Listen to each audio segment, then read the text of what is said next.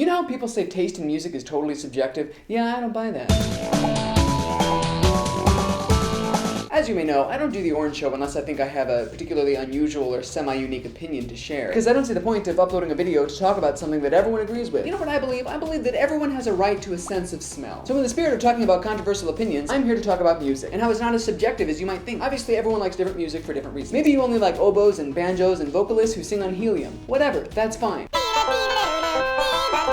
Obviously, you should listen to whatever you want, as long as it's not the fray. But some people like to say you can't really fault a song for being bad if someone likes it. After all, there's no accounting for taste, and everyone has a right to a sense of taste. Like this video if you think everyone deserves a tongue. But I believe there are some actual objective criteria with which we can evaluate whether a song or an album or a band is actually good. Why is it that so many people tend to disagree with music reviews? Because the reviewer is almost always just analyzing their personal reaction to the music. Okay, sounds pretty good. Whoa. Be natural, accidental on the downbeat. This record. I've heard a lot of professional music reviewers use very fancy phrasing like, I like the electric guitar sound as its own thing, but it just doesn't mesh very well with the overall thematic sound of the album. And that may sound super insightful and objective, but 100 other people could listen to that same electric guitar sound and be like, this is my jam. Especially if it's the electric guitar sound in Strawberry Jam by Animal Collective. When someone criticizes a song, it's almost always a matter of you just didn't like the way those particular sounds and words hit your ears at that moment in your life. Because you're using subjective criteria, and that'll never convince anyone. I think Titanic was one of the worst movies of the 90s based solely on the shape of Kate Winslet's stupid eyebrows. So can music be evaluated objectively? I think so, yeah, I do. I think so based on 3 very simple criteria found here in my magical orange notebook. And they are talent,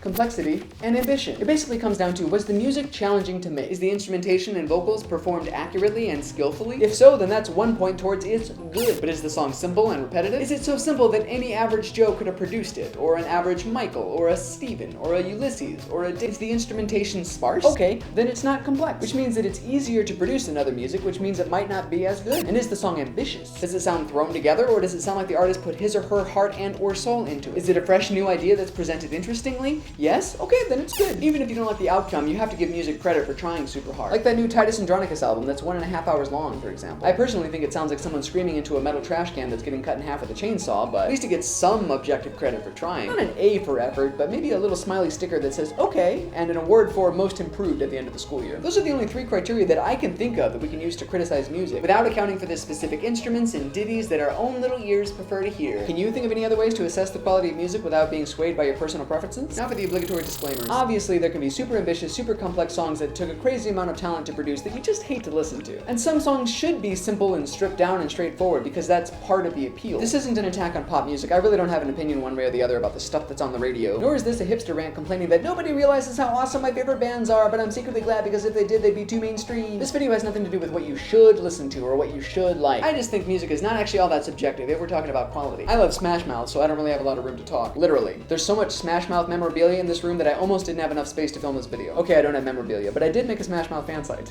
And another thing, I've seen a lot of people give bad music or movies or TV or whatever a pass because they accomplished what they set out to do. For example, I saw a movie review give Piranha 3D an 8 out of 10. Even though the reviewer admitted the movie was corny, predictable garbage, he said it wasn't trying to be anything more. To me, that's a bogus standard. We can't judge art based on its opinion of itself. If we did, all I'd have to do is make a song that sounds like this. I just made the worst song in the frickin' world. And just say, hey, the song was trying to sound horrendously crappy. That's the point. And the reviewers would say, oh, it accomplished what it set out to do, 9 out of 10. Please like and favorite, well, I probably shouldn't ask on this video because I'm probably gonna make a lot of people angry. So just watch this. Thanks for watching the video. And remember, if you got a song in your heart and a smile on your mouth, then you make a good dish of fun and serve it up for your dad.